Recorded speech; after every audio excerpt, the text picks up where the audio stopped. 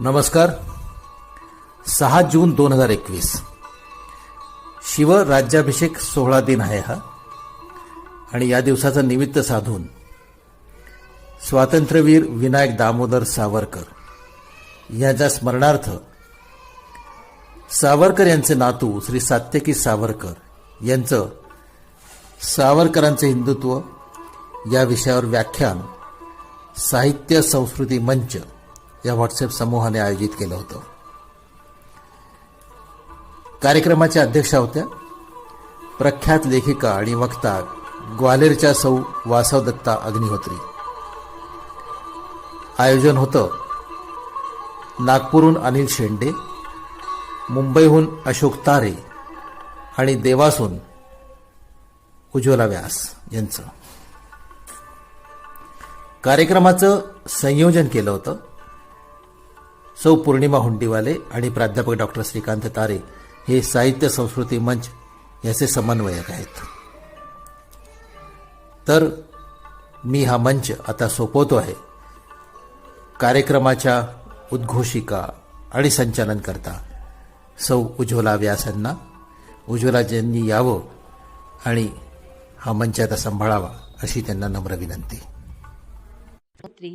आणि प्रमुख वक्ते श्री सात्यकी सावरकर यांना मी विनंती करते की त्यांनी दीप प्रज्वलन करून या कार्यक्रमाची. माझे सहकारी श्री अनिल शेंडे आणि श्री अशोक तारे यांनाही विनंती करते की त्यांनीही यावं आणि पाहुण्यांसोबत दीप प्रज्वलन करावं.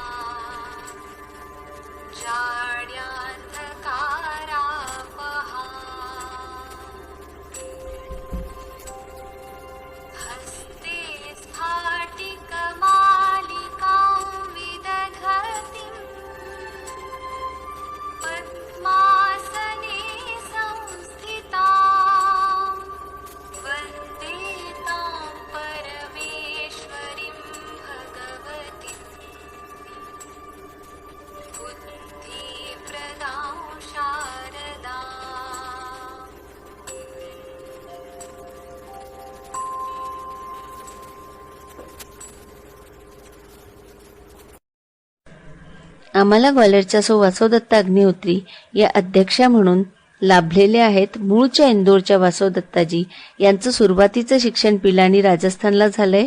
त्यानंतर यांनी देवी अहिल्या विश्वविद्यालय इंदूरमधून मराठीत MA केले. मेरी 51 कविताएं या माजी पंतप्रधान अटल बिहारी वाजपेयी यांच्या पुस्तकाचा भावानुवाद आपण केला आहे. तसंच गुरुचं चरित्र मातृमकरंद ही आपल्या हातून लिहिलं गेलंय आणि ते प्रकाशितही झालंय. वासवदत्ताजींनी अनेक मासिकातून लेखन आणि कविता लिहिल्या आहेत. तसंच शरद व्याख्यानमाळेत अनेकदा यांचे वक्तृत्वाचे कार्यक्रम झाले आहेत. उत्तम वक्ता तर ते आहेच, आपण ऐकणार आहोत.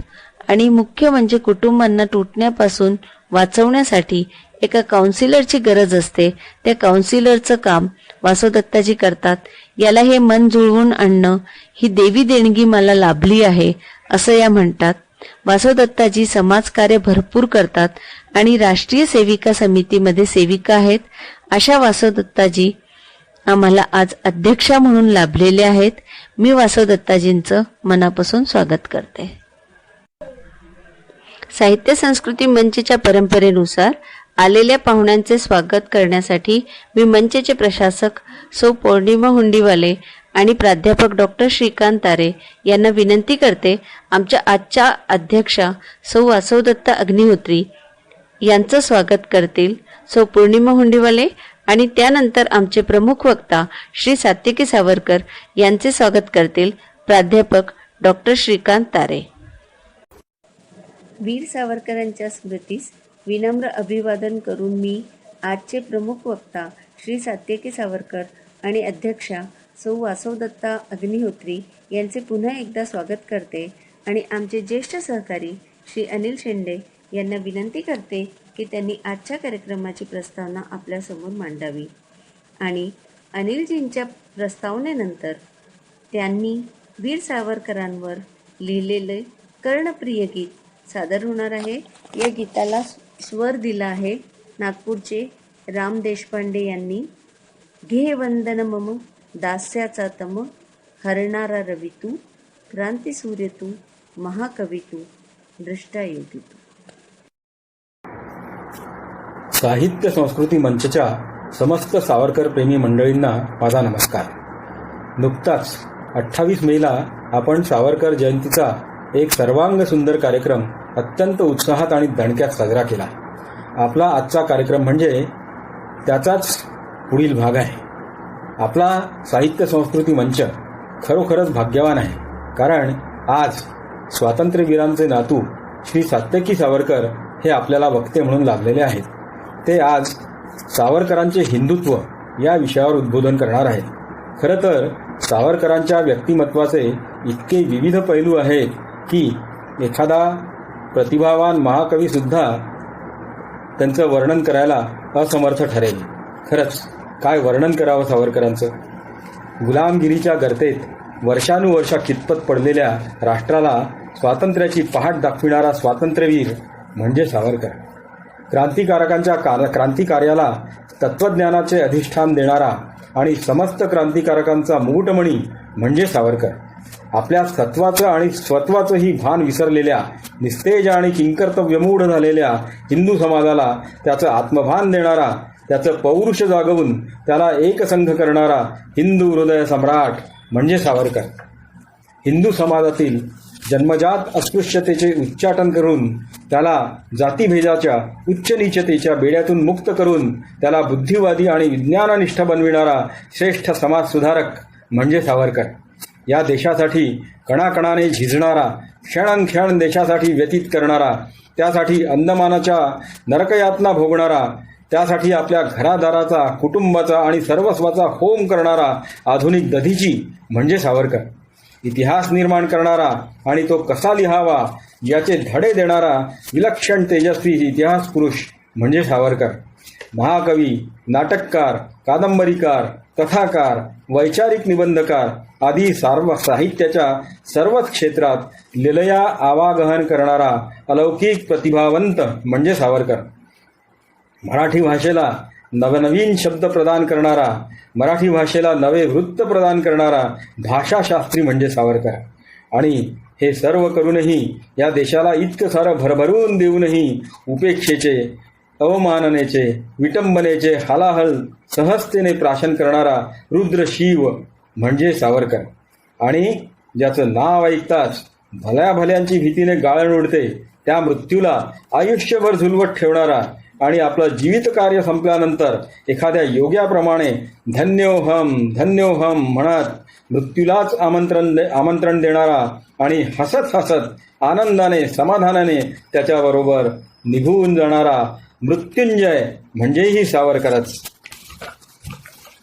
पण इतक्या विलक्षण अलौकिक आणि सर्वश्रेष्ठ देशभक्तालाही जेव्हा लोक दूषण देतात, त्याच्या विरुद्ध नको नको तो खोटा प्रचार करतात, त्याला बदनाम करण्याचा प्रयास करतात, तेव्हा कधीकधी वाटते की सावरकर तुम्ही चुकलात, उगाच पडलात या क्रांतिकार्यात. आपल्या नवोन्मेषशालिनी प्रतिभेचा उपयोग करून तुम्ही केवळ काव्य नाट्य आणि साहित्याच्याच प्रांतात इतर साहित्यिकांप्रमाणेच रमला असतात तर कदाचित रवींद्रनाथांपेक्षाही जास्त, किमान त्यांच्या एवढं तरी तुमचं नाव या साहित्य जगतात नक्कीच झालं असतं, विश्वात तुमचं नाव झालं असतं. किंवा केवळ आणि केवळ समाज सुधारणांच्या कार्यात स्वतःला झोकून दिलं असतं तर देशाच्या स्वातंत्र्यासाठी काडीचाही प्रयत्न न करताही डॉक्टर आंबेडकरांप्रमाणे तुमचंही नाव महान समाज सुधारकांमध्ये आदराने घेतल्या गेलं असतं आणि कोणीही तुम्हाला माफी वीर, रिक्रूट वीर वगैरे म्हणून हिणवलं नसतं. असो, वेळ थोडा आहे. सरतेशेवटी मी तुमच्यापुढे काही प्रश्न, फक्त 2 प्रश्नच विचारार्थ समोर ठेवतो. त्यावर तुम्ही सर्वांनी गंभीरतेने विचार करा आणि त्याचं उत्तर आपापल्या परीने शोधण्याचा प्रयास करा. 1. पहिला प्रश्न. सावरकर क्रांतिकार्यात न पडता टिळकांचे सहकारी, टिळकांचा उजवा हात म्हणून काँग्रेसमध्येच राहिले असते तर गांधीजींचा राजकारणात उदय झाला असता काय? 2. 1937 मध्ये मुक्तता झाल्यानंतर सावरकरांनी हिंदुत्वाचे आणि हिंदू राष्ट्राचे तत्वज्ञान मांडून हिंदू हिताचे राजकारण केले नसते तर आज काय परिस्थिती राहिली असती? पाकिस्तान आज जेवढा आहे तेवढाच असता काय? आणि भारताच्या केंद्रस्थानी आणि इतरत्रही काश्मीर भारतात राहिलं असतं का? आसाम भारतात राहिलं असतं का? निजामाचं हैदराबाद जे आहे ते सुद्धा भारताच्या पोटामध्ये असलेलं एक राष्ट्र म्हणून उदयाला आलं असतं काय? याचाही विचार करा. सरतेशेवटी मी एक अगदी छोटीशी गोष्ट सांगून माझं प्रास्ताविक संपवतो. महाभारतात पांडवांच्या अज्ञातवासाच्या अखेरच्या पर्वात पांडव विराट राजाच्या दरबारात होते. युधिष्ठिर विराट राजाशी द्यूत खेळत असताना विराट युधिष्ठिराला रागाने सोंगटी फेकून मारतो. युधिष्ठिराच्या डोक्यातून रक्त वाहू लागते. ते बल्लवाच्या विषात असलेला भीम पाहतो आणि धावत जाऊन एका पात्रात ते रक्त जमा करतो. तेव्हा तो विराटाला म्हणतो, महाराज, या महापुरुषाचं रक्त भूमीवर सांडू देऊ नका. सांडल्यास मोठा अनर्थ होईल, पृथ्वी पेटून उठेल, सर्वत्र ज्वालामुखीचा भडका उडेल. त्याचप्रमाणे मीही सांगू इच्छितो, सावरकरांचं जीवन, त्यांचं कार्य, त्यांचे विचार, त्यांचं तत्वज्ञान व्यर्थ जाऊ देऊ नका, त्यांचा विसर पडू देऊ नका. नाहीतर मोठा अनर्थ ओढवेल आणि समस्त हिंदू जातीच्या विनाशाची ती नांदी ठरेल. आणि त्यांच्या विचारांवर अंमल केल्यास तोच हिंदूंच्या सुवर्णयुगाचा शंखनादही ठरेल. धन्यवाद. धन्यवाद. हे वंदन मम दास्याचा तम हरणारा रवी तू. हे वंदन मम दास्याचा तम हरणारा रवी तू. क्रांती सूर्य तू महाकवी तू. क्रांती सूर्य तू महाकवी तू. द्रष्टा योगी तू. हे वंदन मम दास्याचा तम हरणारा रवी तू.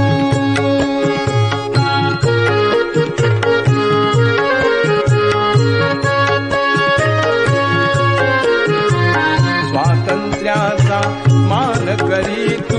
प्रतिभेचा धनी तू. दास्याचा मान करी तू, प्रतिभेचा धनी तू. हिंदुत्वाचा हुंकारही तू, हिंदुत्वाचा हुंकारही तू, राष्ट्रपिताची तू.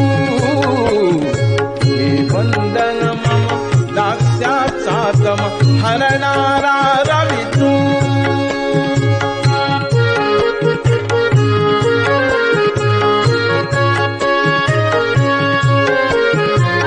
धर्मसुधारक मार्तंडही तू, दलितोद्धारक तू. धर्मसुधारक मार्तंडही तू, दलितोद्धारक तू. राष्ट्रभक्तीचा आदर्शही तू, राष्ट्रभक्तीचा आदर्शही तू, तुझा शिवाजी तू. घे वंदन मम दास्याचा तम हरणारा रवी तू.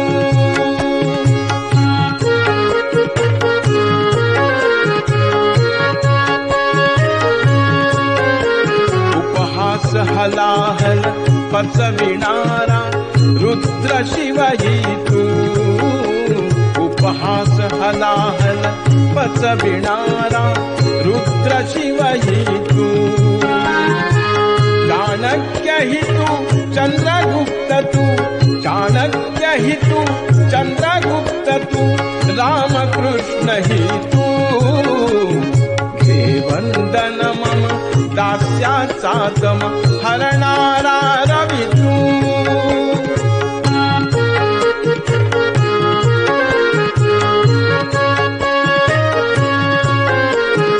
इतिहासाचा निर्माता तू, इतिहासाचा निर्माता, इतिहास पुरुषही तू.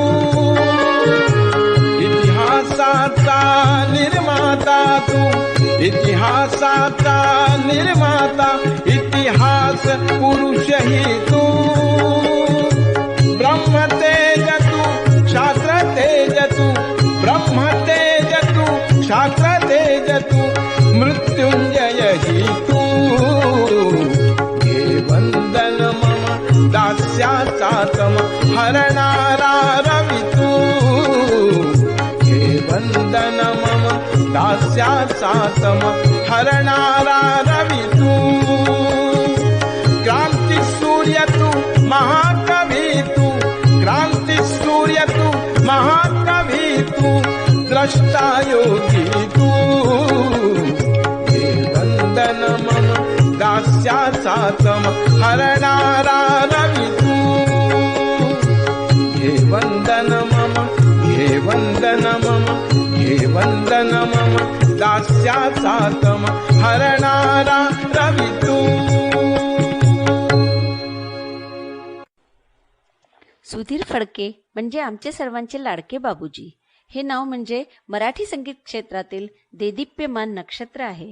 सावरकरांवर असलेली बाबूजींची भक्ती जगजाहीर आहे, परंतु त्यांची आणि स्वातंत्र्यवीरांची सातत्याने भेट होत असे हे फार कमी लोकांना ठाऊक आहे. बाबूजींनी स्वतः एका मुलाखतीत याचा उल्लेख केलेला आढळतो. विदा सावरकरांवर वीर सावरकर या नावाचा एक चित्रपट निर्माण करण्यासाठी बाबूजींनी आणि त्यांच्या पत्नी ललिता फडके यांनी आपल्या आयुष्यभराची कमाई या चित्रपटासाठी लावली. एवढंच नाही तर या चित्रपटासाठी अर्थसहाय्य घेण्यासाठी देश परदेशात फिरून अक्षरशः झोळी फैलावली आणि या हिंदी मराठी चित्रपट निर्मितीचा संकल्प पूर्ण करून सावरकरांचं चरित्र चित्ररूपाने लोकांसमोर मांडलं. बानगी दाखल बाबूजींचा एका मुलाखतीचा अंश आपल्यासमोर मांडत आहे. देशप्रेमाने झपाटलेला आणि श्रद्धेनं ओथंबलेला अशा या दोन नक्षत्रांच्या संबंधावर सार्थक भाष्य करावं अशी विनंती मी या व्हिडिओनंतर श्री अनिलजी शेंडे यांना करीत आहे.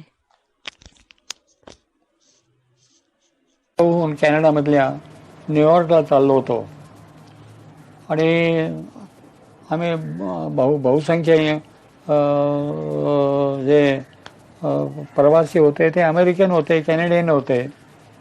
आणि तुम्हाला एक गोष्ट माहिती आहे की पाश्चात्य देशांच्या मध्ये फार पूर्वीपासून लायब्ररीज बरं का, ही वस्तू ही त्यांनी अत्यंत मोलाने जपलेली आहे बरं का.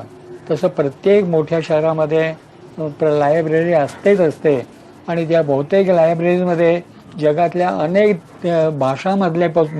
भाषामधली पुस्तकं असतात. तर तसं एक आणि अमेरिकन लोकांना ती वाचण्याची सवय आहे, इंग्लिश लोकांना वाचण्याची सवय आहे. आम्हाला नव्हती ती, आता थोडी वाढायला लागली आहे बरं का. तर एक अमेरिकन माझ्या शेजारी होता अमेरिकेच्या या विमान प्रवासामध्ये. तर तो त्याने पहिल्यांदा विचारला, excuse me, are you an Indian? मी म्हटलं येस बरं का. आणि मग त्याने बोलायला सुरुवात केली बरं का. आणि तो म्हणाला की तुमच्या देशामध्ये सावरकर नावाचा कोणी माणूस होता का हो बरं का. मी म्हटलं होता, अद्वितीय माणूस होता. तर तो खुलला जास्त. तो म्हणाला त्याचं चरित्र मी वाचलं आहे, या इंग्लिशमध्ये जे सावरकर चरित्र आहे बरं का. तर ते चरित्र सगळीकडे आहे आता. आणि मी तुम्हाला माझं मत सांगतो, तुम्ही इतके मराठीत सांगायचं म्हटलं तर असं सांगता येईल की नतद्रष्ट आहात तुम्ही सगळे लोक बरं का, आणि जगाला नालायक आहात. अशा शब्दामध्ये तो बोलत होता. तो म्हणाला, हा मनुष्य जर अमेरिकेत जन्माला असता, प्रत्येक शब्द यातला जपून ठेवण्यासारखा आहे की हा सावरकर हा मनुष्य जर अमेरिकेत जन्माला असता तर अमेरिकेचा प्रेसिडेंट झाला असता. आणि तुम्ही या माणसाची काय अवस्था करून सोडली आहे. हे एका अमेरिकन माणसाचे उद्गार आहेत. काय बोलणार मी, बोलायला काही शब्दच नव्हते. खाली मान घालून बसणं या व्यतिरिक्त मी दुसरं काही करू शकलो नाही. हम अंग्रेजों को भारतवर्ष का नाश नहीं करने देंगे. आज उन्होंने बंगाल का विभाजन किया है तो कल वो सारे देश के टुकड़े करेंगे. उनकी बनाई हुई सभी चीजों का बहिष्कार करें. वंदे आज मित्रांनो, आत्ताच आपण बाबूजी म्हणजेच सुधीर फडके यांची मुलाखत बघितली. बाबूजी हे सावरकरांचे निस्सीम भक्त होते आणि आपल्या आयुष्याच्या अखेरच्या टप्प्यात सावरकरांवर एक भव्य दिव्य चित्रपट बनवायचा एकच ध्यास त्यांनी घेतला होता. आणि नाना अडचणींना आणि संकटांना तोंड देत त्यांनी तो चित्रपट अखेर पूर्ण केला. या पार्श्वभूमीवर त्यांची ही मुलाखत आहे. या मुलाखतीत ते अमेरिकेला जात असताना विमानात एक अमेरिकन त्यांना भेटतो आणि सांगतो की मी सावरकरांचं चरित्र वाचलं आहे आणि यावरून मी हे म्हणू शकतो की तुम्ही भारतीय अतिशय नतद्रष्ट आणि कर्मदरिद्री आहात. हा माणूस अमेरिकेत जन्माला आला असता तर अमेरिकेचा प्रेसिडेंट झाला असता. अगदी खरं आहे त्याचं म्हणणं. अमेरिकाच काय, सावरकर युरोपातल्या कोणत्याही देशात जन्माला आले असते तर तो देश यावत चंद्र दिवाकरो त्यांना अक्षरशः डोक्यावर घेऊन नाचला असता. शेक्सपियरची प्रतिभा, चर्चिलची मुत्सद्दीगिरी, मॅझिनोसारखं संघटन कौशल्य, गॅरिबॉल्डीचं शौर्य, प्लेटो आणि ॲरिस्टॉटलची विद्वत्ता या सगळ्यांचा एकत्रित समुच्चय, एकत्रित आविष्कार म्हणजे सावरकर होते. सावरकर स्वतः आपल्या शेवटच्या भाषणात म्हणाले होते, मला जर या राष्ट्राचा पंतप्रधान केले तर 2 वर्षाच्या आत, 2 वर्षाच्या आत हा देश मी क्रुश्चोवच्या रशियाहून बलाढ्य करून दाखवीन. त्याने जसा आपला जोडा युनोच्या सभेत दाखवला तसा माझा बूट मी जगाला दाखवीन. पण किती दुर्दैव आहे या देशाचं. ज्या महापुरुषाला आपण देशाचा राष्ट्रपती किंवा पंतप्रधान करायला पाहिजे होतं त्याची प्रचंड अवहेलना, प्रताडणा, अपमान या देशाने स्वातंत्र्यानंतर सुद्धा केला. सावरकरांच्या खच्चीकरणाचा नीच आणि हलकट प्रयत्न नेहरूंनी केला होता. आधी त्यांना त्यांच्याविरुद्ध कोणताही पुरावा नसताना मुद्दाम गांधी हत्येच्या कटात गोवलं. त्यानंतर पाकिस्तानचा पंतप्रधान लियाकत अली खान भारताच्या दौऱ्यावर आला असता त्यावेळी सावरकरांना एखादा गुंड किंवा आतंकवाद्याप्रमाणे 2 वर्षापर्यंत कुठलंही कारण न देता त्यांनी सावरकरांना तुरुंगात डांबलं होतं. सावरकरांच्या साहित्यावर सुद्धा 1964 पर्यंत म्हणजे जवळजवळ नेहरूंच्या मृत्यूपर्यंत बंदीच होती. इतक्या क्षुद्र वृत्तीचे आणि नालायक राज्यकर्ते या जगाच्या पाठीवर आज तागायत दुसरे झाले नसतील. त्यांनी केलेल्या पापांची फळं आज त्यांचे वारसदार भोगत आहेत. आणि सावरकरांना आदर्श मानणारे, सावरकरांच्या विचारांवर आणि तत्त्वज्ञानावर चालणारे राज्यकर्ते सुदैवाने आज देशाला लाभलेले आहेत. सावरकरांचा विचार आज देशात सर्वत्र रुजताना दिसतोय. मी आपल्या आजच्या या राज्यकर्त्यांना तुम्हा सर्वांच्या वतीने सावरकरांना अतिशय सन्मानपूर्वक भारतरत्न ही देशातील सर्वोच्च पदवी बहाल करून त्यांचा सन्मान करावा आणि आपल्या पूर्वसुरींनी सावरकरांवर केलेल्या अन्यायाचे थोडेफार का होईना परिमार्जन करावे ही विनंती करतो.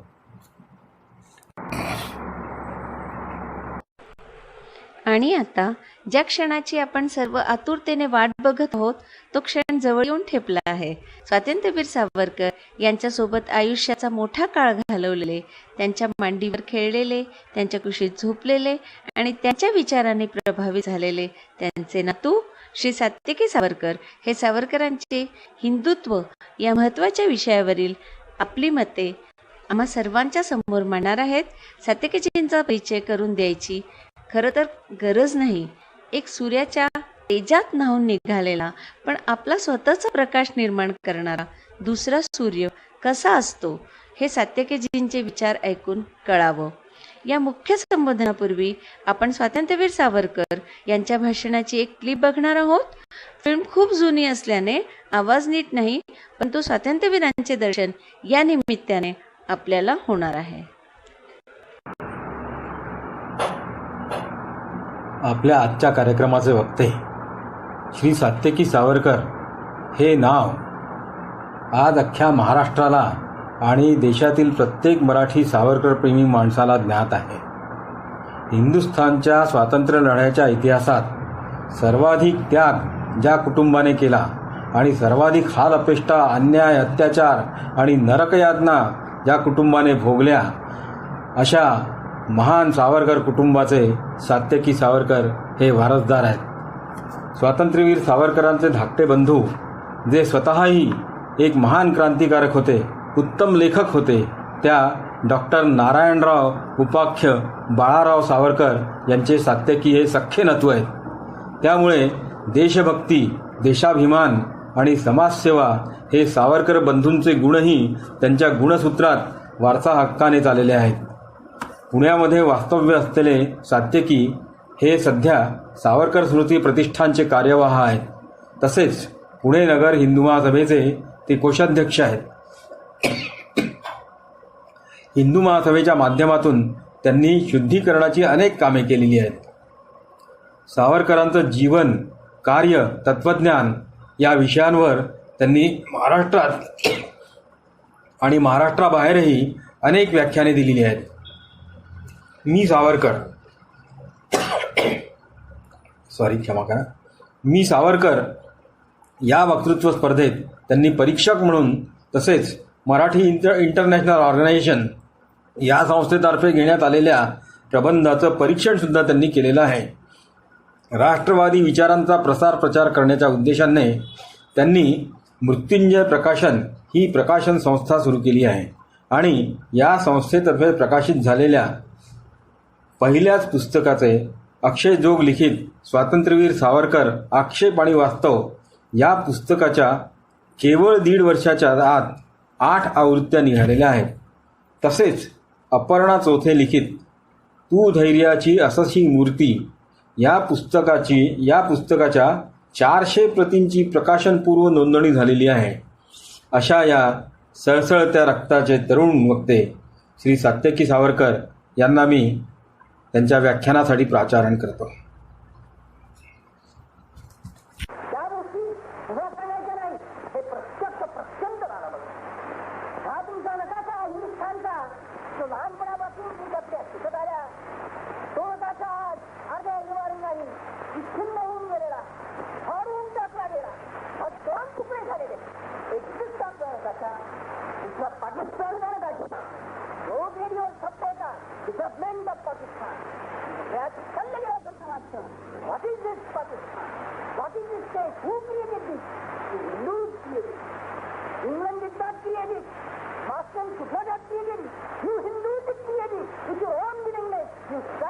केलाय आणि क्रिया केली. ही चुकी झाली हे जर ध्यानात आलं तर मी तुम्हाला सांगतो अजून वर गेले नाही, पण चुकी झाली हे ध्यानात जर आलं नाही तर मात्र अजून सत्यानाश याहीपेक्षा भयंकर पुढे गेलेला आहे. एका कोपऱ्यातला हिरवा रंग दुसऱ्या कोपऱ्यातला हिरवा रंग हा सगळा हिरवा करून टाकणार आहे. हे तुम्ही ध्यानात करा. 10 वर्षाच्या आधी प्रत्ययाला 10 वर्षाच्या आत 3 वर्ष प्रत्ययाला आली जर अजून चुकी आहे समजले नाही, अजून पुन्हा त्याचे तुम्ही यावर लग्नाप्रकार म्हणून समजू लागाल, अजून म्हणाल त्यांनी त्यांच्या मेजरला आमच्या मागावर काही जरी केलं, आमच्या हिंदू त्यांनी निंबाळमध्ये किंवा सिंधमध्ये किंवा कशी वाजले, आम्ही मात्र त्यांच्या लोकांना इथे त्याप्रमाणे समजू, जावयाप्रमाणे समजू. प्रत्यक्ष यानं जावई बनू किंवा त्यांनी बनले तर तिथे बघणार नाही. नमस्कार, मी सात्यकी अशोक सावरकर आज आपल्याशी संवाद साधण्यासाठी आलेलो आहे आणि आज मी बोलणार आहे ते सावरकरांचे हिंदुत्व या विषयावर. मुळात सावरकरांनी हिंदू या शब्दाची केलेली व्याख्या ती का केली हे आपण समजून घेऊया. स्वातंत्र्यवीर सावरकर जेव्हा अंदमानात होते त्यावेळेला मातृभूमीसाठी शिक्षा भोगताना, कष्ट भोगताना त्यांनी अनेक धर्मग्रंथांचा अभ्यास केला, ज्याच्यात कुराणाचाही अभ्यास केला आणि अभ्यासाअंती त्यांना असं कळून चुकलं जे हिंदूंमधले धर्म आहेत, जे काही संप्रदाय आहेत, ज्या उपासना पद्धती आहेत, त्याप्रमाणे इस्लाम ही उपासना पद्धती नाही, तर तो धर्म म्हणून अन्य काहीतरी आहे. प्रत्येक मुसलमान हा जगाच्या पाठीवर दोन मुसलमान हे जगाच्या पाठीवर एकमेकांचे भाऊ असतात, ते त्यांच्या धार्मिक बंधनामुळे, रक्ताच्या बंधनामुळे नव्हे.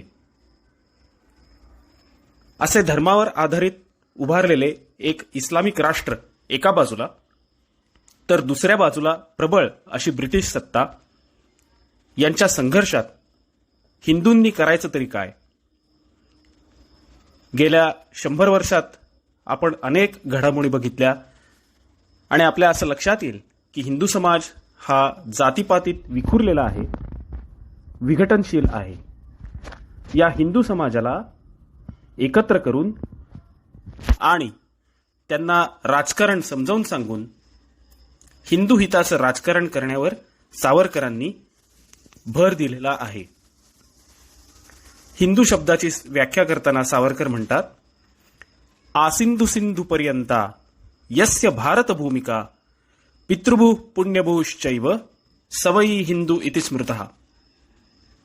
म्हणजे सिंधू नदीच्या उगमापासून ते सिंधूपर्यंत म्हणजे समुद्रापर्यंत ही जी भारतभूमी आहे ती ज्याची ज्याची पितृभूमी आहे आणि ज्याची ज्याची पुण्यभूमी आहे तो हिंदू. सावरकरांच्या हिंदू या व्याख्येत 2 निकष आहेत. पहिला म्हणजे पितृभू आणि दुसरा हा पुण्यभू. आता पितृभू म्हटलं तर आपल्यासमोर येते ती संकल्पना म्हणजे पितरांची भूमी. आणि मग माझे वडील, माझे आजोबा, माझे पणजोबा, माझे खापर पणजोबा या मर्यादेपर्यंतच आपण पितर ही संकल्पना नेऊ शकतो. सावरकरांची पितर ही संकल्पना म्हणजे आमचे ते पूर्वज ज्यांनी ही आमची संस्कृती सिंधू नदीच्या तीरी वसवली. ते आमचे पूर्वज आहेत. त्यांच्या अंगात जे रक्त खेळत होतं तेच आमच्या अंगात खेळतं आहे आणि म्हणून त्यांची जी ही भूमी आहे त्या भूमीवर त्यांचा जो अधिकार होता तेवढाच अधिकार माझाही आहे. हा झाला पितृभूमीचा निकष. पुण्यभूमीचा निकष म्हणजे ज्या ज्या धर्मांची उगमस्थानं ही भारतभूमी आहे त्या त्या धर्मांची पुण्यभू ही भारत झाली. भारतात उगम पावलेले धर्म कोणते याचा जर आपण विचार केला तर आपल्याला लक्षात येईल की वैदिक धर्माचा उगम भारतात झाला, बौद्ध धर्माचा उगम भारतात झाला, जैन धर्माचं तत्वज्ञान हे भारतातच उगम पावलं, शीख धर्मही भारतातीलच. असे अनेक जे छोटे छोटे पंथ आहेत, संप्रदाय आहेत, ज्यांचा उगम भारतात झालेला आहे त्या त्या धर्माचे अनुयायी हिंदू म्हणून घेण्यास सक्षम आहेत. आता आपण जर व्यापक दृष्टिकोनातून बघितलं तर आपल्या असं लक्षात येईल की सावरकरांच्या हिंदू या संकल्पनेत हिंदूंमधले जे पंथोपपंथ आपण ज्याला म्हणतो त्या सर्व पंथोपपंथातील समाज हा एकवटून आलेला आहे. वगळले जातात ते मुसलमान, ख्रिश्चन, ज्यू आणि पारशी. ज्यू आणि पारशी या दोन जनसमुदायांबद्दल सावरकरांच्या मनात कसलीही अढी नव्हती. ख्रिश्चनांबद्दलची पहिली तक्रार फार उशिरा सावरकरांनी केली आहे. पण 100 वर्षांपूर्वीची युद्धमान परिस्थिती बघता मुसलमानी आक्रमण आणि ब्रिटिश आक्रमण थोपवून धरणे आणि त्या दृष्टीने हिंदू संघटन हे बलशाली करणे हे सावरकरांनी आपले प्रथम कर्तव्य समजले. त्यामुळे हिंदू या शब्दाच्या व्याख्येत मुसलमान अंतर्भूत नाहीत. सावरकरांचं स्पष्ट म्हणणं असं होतं की भारताबाहेरून आलेले जे धर्म आहेत ते फुटीरतावादाकडे झुकतात. 1947 साली ज्यावेळेला आपण सर्वांनी झगडून स्वातंत्र्य मिळवलं त्यावेळेला आपलं जे शत्रुराष्ट्र निर्माण झालेलं आहे ते धार्मिक आधारावर निर्माण झालेलं आहे. म्हणजेच त्यांची धर्मांधता, त्यांची कट्टरता या गोष्टींपुढे आपल्याला आपल्या प्रिय मातृभूमीचा तुकडा तोडून द्यावा लागलेला आहे. आता सावरकरांचे हिंदुत्व म्हणजे नक्की काय हे आपण बघूया. सावरकर म्हणतात हिंदुत्व हे हिंदूंचे एकत्व आहे. त्या काळी जातीपातीत विखुरलेला हिंदू पेहरावांच्या सवयी वेगवेगळ्या, खाण्यापिण्याच्या सवयी वेगवेगळ्या, अशा सगळ्या बाबतीत विघटनवादी असलेला हिंदू, जातीपातीत विभागला गेलेला हिंदू एकत्र होणार तरी कसा, त्यांचं एकत्व सिद्ध करणार तरी कसं. पण सावरकरांकडे याही प्रश्नाचं उत्तर होतं आणि ते अतिशय तार्किक स्वरूपात सावरकरांनी आपल्या पुढे मांडलेलं आहे. हिंदूंचं एकत्व हे 3 गोष्टींनी सिद्ध करता येतं. त्यांचे समान रक्त, त्यांचा समान इतिहास आणि त्यांची समान संस्कृती. मी आधीच सांगितल्याप्रमाणे जे आमचे पूर्वज आहेत ज्यांनी सिंधू नदीच्या तीरी संस्कृती वसवली त्या पूर्वजांमध्ये जे रक्त खेळत होतं तेच रक्त आम्हा सर्वांच्यात खेळत आहे. महाभारत काळात, रामायण काळात आपण जर बघितलं तर अनुलोम प्रतिलोम असे विवाह देखील झालेले आहेत. व्यासमुनी आपण मानतो हे अत्यंत व्यासंगी मुनी हे कोळिणीच्या पोटी जन्माला आलेले आहेत. तर भीमाचा विवाह हा एका राक्षस कन्येशी झाला जिचं नाव होतं हिडिंबा आणि त्या दोघांचा मुलगा घटोत्कच याने किती मोठा पराक्रम महाभारतातल्या युद्धात गाजवला होता हे आपल्या सर्वांना परिचित आहे. मग त्यांच्या अंगात जर खेळत असलेलं रक्त हे राक्षसगण, मनुष्यगण असं संक्रमित होत आमच्यात आलं आहे तर आम्ही आमच्या पूर्वजांशी रक्ताच्या नात्याने जोडले गेलेलो आहोत. आमचं हिंदुत्व हे बंधुत्वाचं आहे, ते रक्ताचं नातं आहे. दुसरा घटक म्हणजे समान इतिहास. राणा प्रताप, महाराणा संग, छत्रपती शिवाजी महाराज, लाचित बडफुकन, शंभूराजे यांचा देदीप्यमान इतिहास हा कुठल्याही हिंदू मात्राला अतिशय अभिमानास्पद असतो.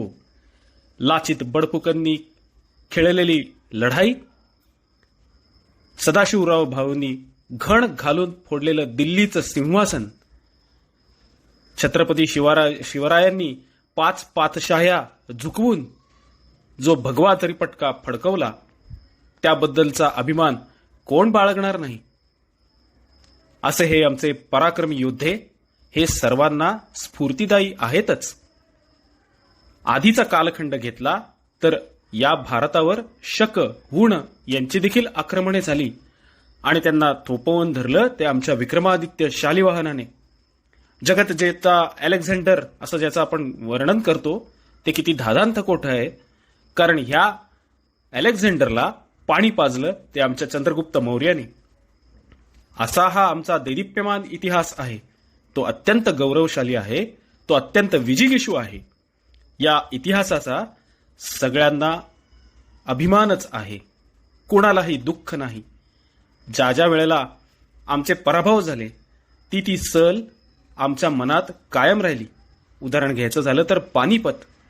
पण त्याच्यानंतर जो उत्तर दिग्विजय या उत्तर शिवशाहीत गाजला तो देखील तितका अभिमानास्पद आहे. म्हणूनच आमचा इतिहास समान आहे. या धाग्याने आम्ही हिंदू बांधव हे एकरूप आहोत. तिसरा निकष घ्यायचा तर तो म्हणजे समान संस्कृती. संस्कृत ही आम्हाला बांधून ठेवणारी भाषा आहे. या भाषेत अनेक महाकाव्ये निर्माण झालेली आहेत.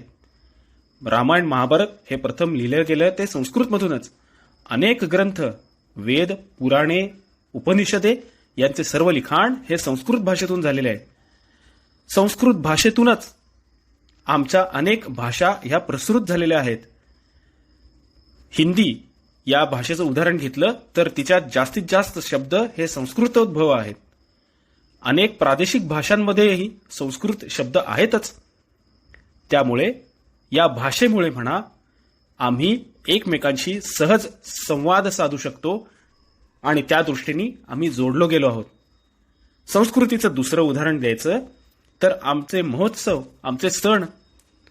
दीपावली हा सण संपूर्ण भारतवर्षात साजरा केला जातो. अगदी धूमधडाक्यात साजरा होतो. ज्या वेळेला महाराष्ट्रात संक्रांत होत असते त्यावेळा खाली दक्षिणेत पोंगल असतो. उत्तरेत बैसाखी असते. तर एकाच वेळी साजरे होणारे हे आमचे सण हे आमच्यातल्या एकत्वाचंच लक्षण नाही का? याच आधाराने आम्ही हिंदू मात्र हे एकमेकांचे बंधू आहोत. अशा रीतीने सावरकरांनी हिंदूंचं एकत्व म्हणजे हिंदुत्व हे दाखवून दिलं, सिद्ध करून दिलं सप्रमाण. तारकाच्या आधारावर कुठलाही अमुक एक धर्मग्रंथ तुम्ही माना, अमुक एक उपासना पद्धती ही सर्वश्रेष्ठ आहे असा त्यांनी कधीही पुरस्कार केला नाही. धर्माधिष्ठित हिंदुत्वाला फाटा देऊन समान रक्त, समान इतिहास, समान संस्कृती या 3 निकषांवर आधारित भरभक्कम हिंदुत्वाचा बुरुज या सावरकरांनी उभारून दाखवला. उत्तरायुष्यात हिंदू हिताचं राजकारण केल्यामुळे जे आपल्याला आज अंदमान निकोबार, पंजाब, बंगाल इत्यादी प्रांत भारतात दिसत आहेत, यामागे सावरकरांची कसलेली रणनीती आहे हे आपण लक्षात घेतलं पाहिजे. कारण का हिंदूंच्या राजकीय अधिकाराचं संरक्षण करणारा दुसरा कुठलाही नेता त्यावेळेला उपलब्धच नव्हता. कारण त्यांचं आकलनच नव्हतं. सावरकरांचं राजकारण हे हिंदू हिताचं आहे, ते द्वेषाचं नाही. आणि म्हणूनच सावरकरांनी त्यांच्या रत्नागिरीच्या वास्तव्यात एक सुरेख कविता रचलेली आहे. ती म्हणतो, त्यातील एक कडवं आपल्याला सांगतो आणि माझे भाषण इथेच थांबवतो. तुम्ही आम्ही सकल हिंदू बंधू बंधू, तो महादेवजी पिता आपुला, चला तया वंदू. ब्राह्मण वा क्षत्रिय चांग जरी झाला, कसलेही रूप वा रंग जरी ल्याला, तो महार अथवा मांग सकल आला, ही एकची आई हिंदू जाती, आम्ही तिचे बिंदू. तुम्ही आम्ही सकल हिंदू बंधू बंधू, तो महादेवजी पिता आपुला, चला तया वंदू. धन्यवाद. धन्यवाद सात्यकीजी. सावरकरांचं हिंदुत्व या विषयावरचं तुमचं उद्बोधन खरोखरच अतिशय अभ्यासपूर्ण होतं. एक जटिल आणि गंभीर विषय तुम्ही अगदी सहज सोपा करून समजावून सांगितला. सावरकरांचं हिंदुत्वाचं तत्वज्ञान म्हणजे गांधीजींच्या मुस्लिम तुष्टीकरणाच्या अभिशापावर या देशाला मिळालेलं एक वरदानच होतं. संपूर्ण हिंदू समाजाकरता ते एक पाथेय होतं. त्यांनी मांडलेल्या हिंदुत्वाच्या विचारामुळेच हिंदू समाजाचं हरवलेलं आत्मभान जागृत झालं. गांधीजींच्या कचखाऊ, आत्मघाती हिंदू विरोधी विचारांनी निस्सत्व आणि बलहीन झालेल्या हिंदू समाजाला सावरकरांच्या हिंदुत्वाच्या तेजस्वी ओजस्वी तत्वज्ञानामुळे नवसंजीवनी मिळाली होती. हे हिंदुत्वाचं पाथेय जर त्यावेळी त्यांनी मांडलं नसतं तर आजवर या हिंदुस्थानाची अजून किती शकलं झाली असती हे सांगणंही अवघड आहे. याची जाणीव सात्यकीजींनी आपल्या भाषणातून करून दिली. याबद्दल मी त्यांना धन्यवाद देतो. यानंतर आपल्या आजच्या कार्यक्रमाच्या अध्यक्षा सौ वासवदत्ता अग्निहोत्री यांना मी त्यांचे अध्यक्षीय भाषण करण्यासाठी पाचारण करतो. सौ वासवदत्ता अग्निहोत्री. सर्व सुज्ञ आणि विचारवंत विद्वानांना माझा सादर नमस्कार. मित्र हो, आत्ताच आपण महान स्वातंत्र्यवीर सावरकरांचे सन्माननीय नातू श्रीयुत सात्यकी सावरकर यांचे भाषण ऐकले. त्यांनी अर्थातच मंचाचा संपूर्ण ताबा घेतला आहे. विषयाची उत्कृष्ट आणि सखोल माहिती आपल्याला त्यांनी उपलब्ध करून दिलेली आहे. सावरकरांच्या विविध विचारांशी ओळखही करून दिली आहे, ज्याबद्दल आपल्याला अगदी अंधूक आणि फिकी माहिती होती. मित्र हो, बऱ्याच दिवसापासून या विद्वानांच्या कार्यशाळेत सहभागी होण्याची माझी उत्कट इच्छा होती आणि आज ती निश्चितच पूर्ण झाली. याबद्दल आयोजकांचे आणि या सद्भावनेमुळे मी त्यांचा मनोमन आभार व्यक्त करते. श्रोते हो, आज श्रीयुत सात्यकींच्या विचारपूर्वक उद्बोधनातून आपण सावरकरांचे धार्मिक विषयक मतं ऐकली. मुस्लिम कट्टरपंथ आणि हिंदुत्वाचं रक्ताशी निगडीत असलेलं तात्विक भाषण पूर्णपणे ऐकून विचार करायला लावण्याजोगं आहे. निश्चितच सन्माननीय पाहुण्यांनी समग्र विषय हाताळला आहे आणि आता मला काहीही बोलायसाठी जराही जागा ठेवलेली नाही. तरी मला एक उल्लेख करावासा वाटतो. सावरकरांनी 1857चा स्वातंत्र्य समर म्हणून एक पुस्तक लिहिलं होतं. त्या पुस्तकासोबत झालेल्या विटंबना जाणून घेण्यासारख्या आहेत. फक्त ह्याच पुस्तकाला हा गौरव प्राप्त झालेला आहे की प्रकाशनाच्या पूर्वीच यावर प्रतिबंध लागला. आणि हो, 1947 मध्ये म्हणजे लिखाण आणि प्रकाशनाच्या मधल्या 38 वर्षाच्या या काळखंडात या पुस्तकाचे अनेक भाषांमध्ये गुप्त संस्करण छापल्या गेले. ते बऱ्याच देशी परदेशी राष्ट्रांमध्ये सुद्धा पुरवण्यात आले. आणि नंतर या पुस्तकाला लपवून भारतात आणणे हेच मुळी एक टास्क होऊन बसले, एक क्रांतिकारी कर्म होऊन बसले होते. एका हातातून दुसऱ्या हातात जात ह्या ग्रंथाच्या प्रती जणू क्रांतीच्या मशालच होऊन बसल्या होत्या.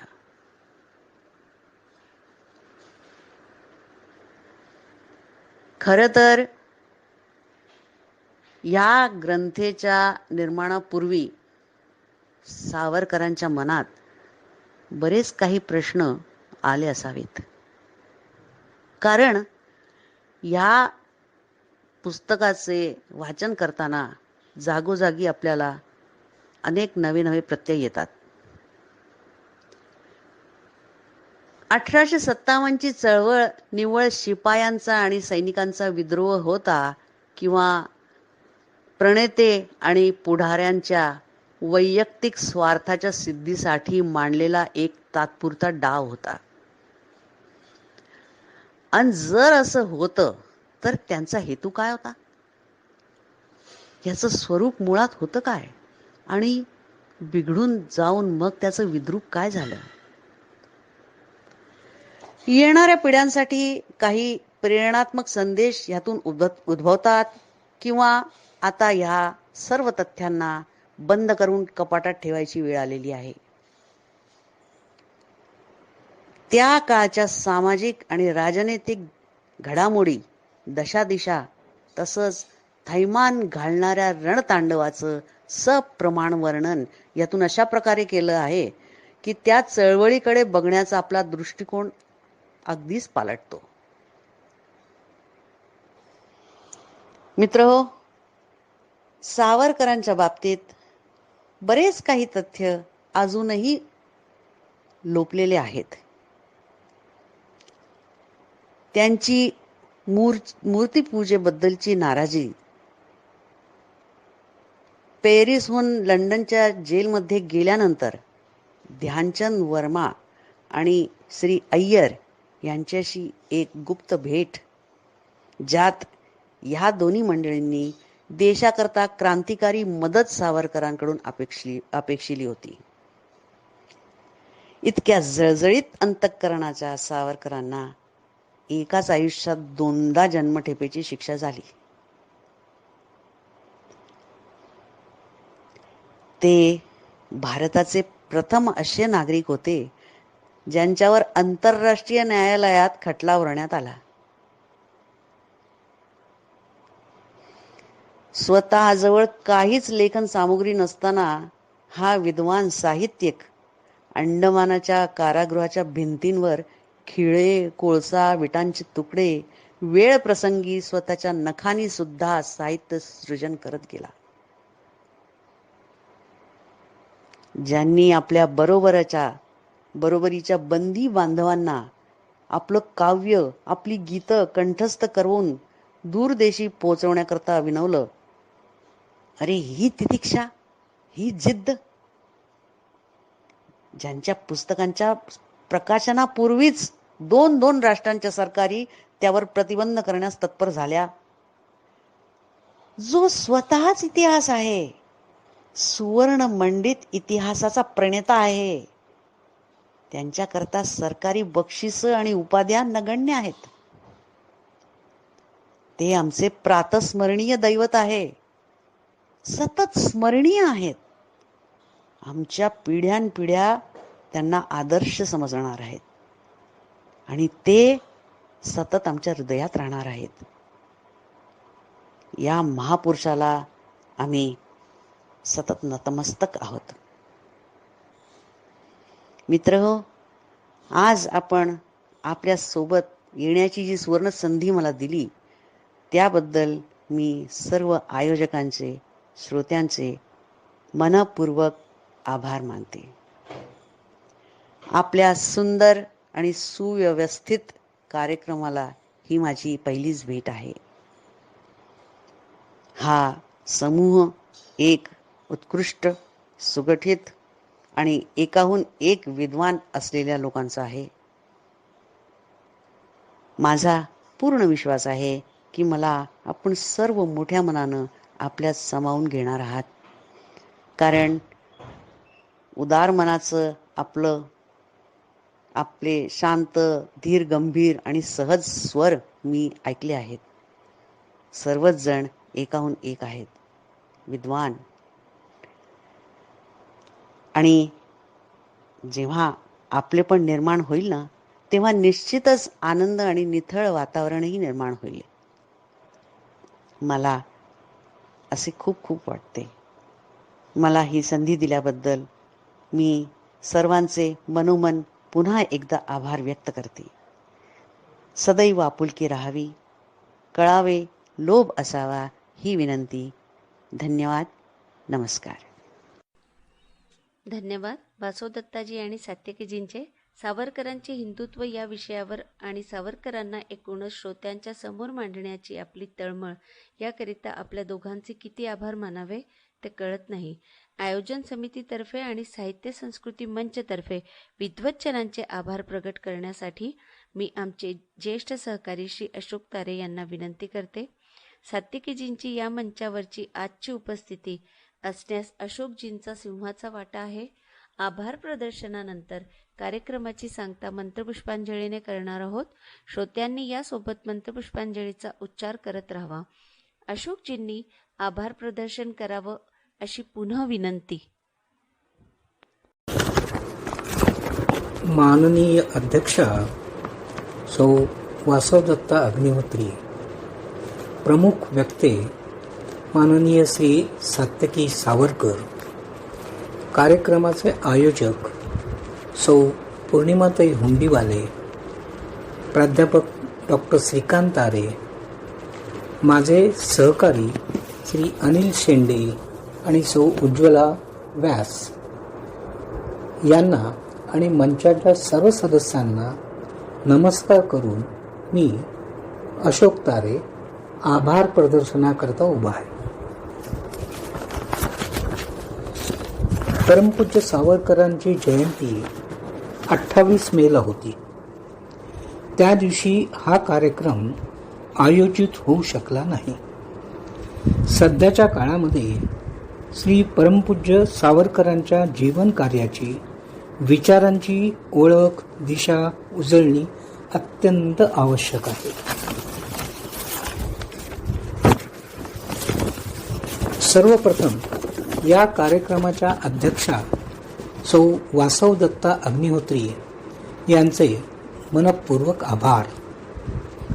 त्यांच्या कार्यबाहुल्यातून त्यांनी थोडा वेळ काढून आयोजक सौ पौर्णिमाताई हुंडीवाले आणि प्राध्यापक डॉक्टर श्रीकांत तारे यांच्या विनंतीला मान देऊन अध्यक्षपदाची धुरा स्वीकारली, म्हणून त्यांचे पुन्हा एकदा आभार. त्यांचे मोलाचे मार्गदर्शन संचाला मिळाले. आपल्या या कार्यक्रमाचे प्रमुख वक्ते श्री सात्यकी सावरकर यांच्याशी संपर्क साधण्यासाठी मला त्यांच्या सासूबाईंची म्हणजे माझ्या मामे बहिणीची मदत झाली. श्री सात्यकी हे 27-28 मे या तारखेस खूपच व्यस्त असतील असे मला कळले. मी त्यांच्याशी संपर्क साधला आणि त्यांनी कुठलाही अनुमान न करता माझ्या विनंतीला मान देऊन एक ऑडिओ किंवा व्हिडिओ क्लिप करून देण्याचे कबूल केले. त्यांनी विषय निवडावा असे मी सुचवले. हे अर्थात डॉक्टर श्रीकांत तारे यांच्या संमतीने. डॉक्टर श्रीकांत सुद्धा श्री सात्यकींशी बोलले. श्री सात्यकी यांनी आपल्या मंचावर येण्याची आणि परमपूज्य श्री विदा सावरकर यांच्या हिंदू आणि हिंदुत्व या विषयावर बोलण्याची तयारी दर्शवून श्री सावरकरांचे विचार आपल्या मंचासोबत प्रदर्शित करून मार्गदर्शन करण्याची संधी दिल्याबद्दल श्री सात्यकींचे मनपूर्वक आभार. आजचा पवित्र दिवस शिवराज्याभिषेक सोहळा. हा दिवस या कार्यक्रमाकरता आणि विशेषतः प्रमुख वक्त्यांनी निवडलेल्या विषयाला हिंदू आणि हिंदुत्व समर्पक असा आहे. आयोजक सौ पौर्णिमाताई हुंडीवाले आणि प्राध्यापक डॉक्टर श्रीकांत तारे यांच्या या दिवसाच्या निवडीविषयीच्या कल्पकतेला फारच कौतुकास्पद म्हणावयास पाहिजे. आयोजक सौ पौर्णिमाताई आणि डॉक्टर श्रीकांत तारे यांचे अभिनंदन आणि शतपूर्वक आभार. या कार्यक्रमात माझे सहकारी श्री अनिल शेंडे यांची प्रस्तावना उद्बोधक होती. त्यांचे मी आभार मानतो. सौ उज्ज्वला व्यास यांनी या कार्यक्रमाचे उत्कृष्ट संचालन केले, त्याबद्दल त्यांचे मनपूर्वक आभार.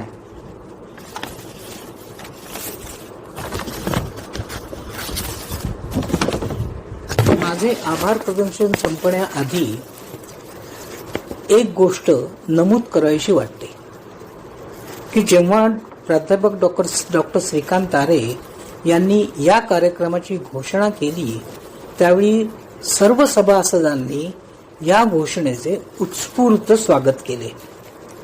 सर्व सभासदांचे आभार. अजून एका गोष्टीचा उल्लेख करावासा वाटतो. सौ पौर्णिमाताई हुंडेवाले यांनी या मंचावर अभिनयाद्वारे माई सावरकरांचे मनोगत मांडले होते आणि जी व्यक्ती श्री सावरकरांच्या पाठीशी होती त्यांना अंधारातून उजेडाकडे आणले. धन्यवाद पौर्णिमाताई आणि सर्वांचे पुनश्च आभार. नमस्कार. म्हणून आपल्याकडे प्रत्येक पूजेनंतर जी मंत्र पुष्पांजली म्हटली जाते ही हिंदूंची राष्ट्रीय प्रार्थना आहे. म्हणून वेद काळामध्ये किंवा उपनिषद काळामध्ये आरती हा प्रकार फारसा कुठेच नव्हता. कारण आरत्या आपण ज्या आता मराठी म्हणतो या समर्थांनी आणि इतर लोकांनी रचलेल्या आहेत. दास रामाचा वाटपा हे सदना हे रामायणात कसं म्हणणार. पण रामायणामधल्या अयोध्येमध्ये देवळं होती, पूजा होत्या, विष्णूला आरती ओवाळली जायची. म्हणजे धूप दीप या पद्धतीनं पूजाविधी महाभारतातही आहे, रामायणातही आहे, त्याच्याही आधीच्या काळात आहे. मग ते धूप दीप झाल्यानंतर सगळे काय म्हणत होते. यज्ञेन यज्ञमयजंत देवास्तानि धर्माणि प्रथमान्यासन्न. आणि त्याच्यामध्ये प्रत्येक हिंदू मात्र प्रतिज्ञा घेत होता. पृथिव्यै समुद्रपर्यंताया एक राळीती. या समुद्रापासून म्हणजे सिंधू समुद्रापासून हिंदुकुश पर्वतापर्यंतची ही सगळी भूमी एक राळ एक छत्र राहण्यासाठी अहम सभासद इति. म्हणून मी देवाच्या पायी प्रतिज्ञा घेतोय, मी याचा कायम सभासद राहीन. पण हे मंत्रपुष्प प्रत्येक हिंदूला आलं पाहिजे असं. ॐ यज्ञेन यज्ञमयजन्त देवास्तानि धर्माणि प्रथमान्यासन्. तेहनाकं महिमानः सचन्त यत्र पूर्वे साध्या सन्ति देवा.